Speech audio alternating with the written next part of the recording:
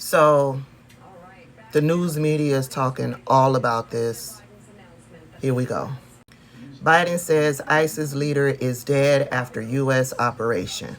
On Saturday, at my direction, the United States successfully concluded an airstrike in Kabul, Afghanistan, that killed the emir of Al-Qaeda, Ayman al-Zawahiri. After carefully considering the clear and convincing evidence of his location, I authorized a precision strike that would remove him from the battlefield once and for all.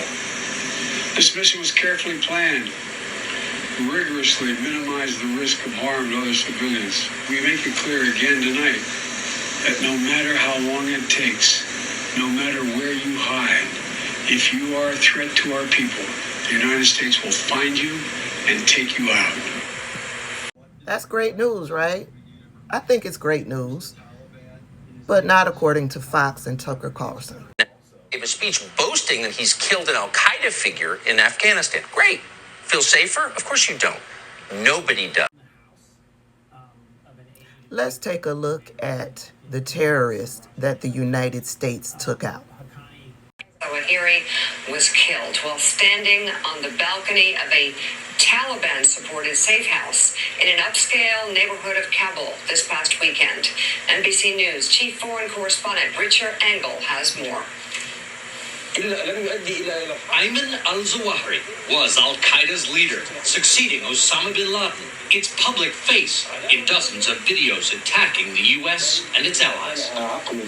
He directed Al-Qaeda's thinking, led its operations, was a key planner of the 9/11 attacks and the 1998 U.S. embassy bombings in East Africa. We know that it was at Zawahiri's urging that bin Laden really took an interest in attacking the United States.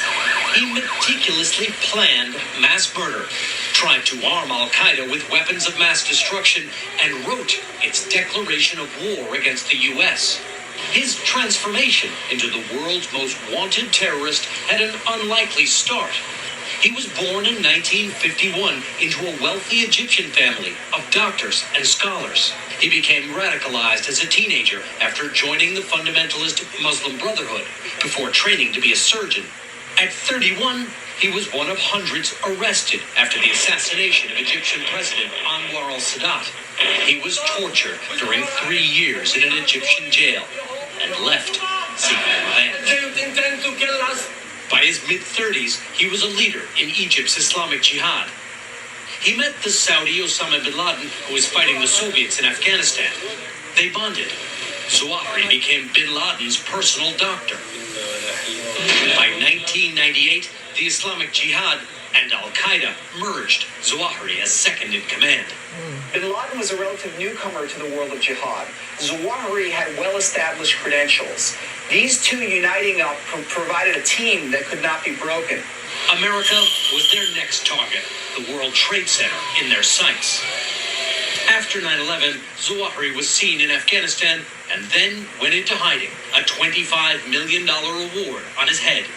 He kept Al-Qaeda alive as ISIS became the West's main target. Islam, and we are calling. Pious, ruthless, the brains behind the world's worst terrorist attack. Even in his final video, he was calling on Muslims to attack America. Now, I don't know about you, but as an American, do I feel safer that maniac is no longer walking among us? Absolutely. As a black woman living in America, do I feel safer? Absolutely not. But I'm not afraid of those terrorists.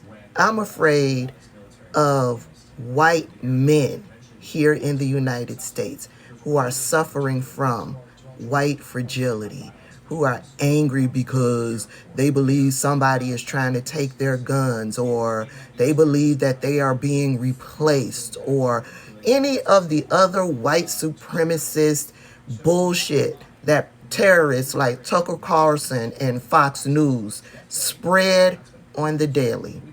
I'm more afraid of them than anything else.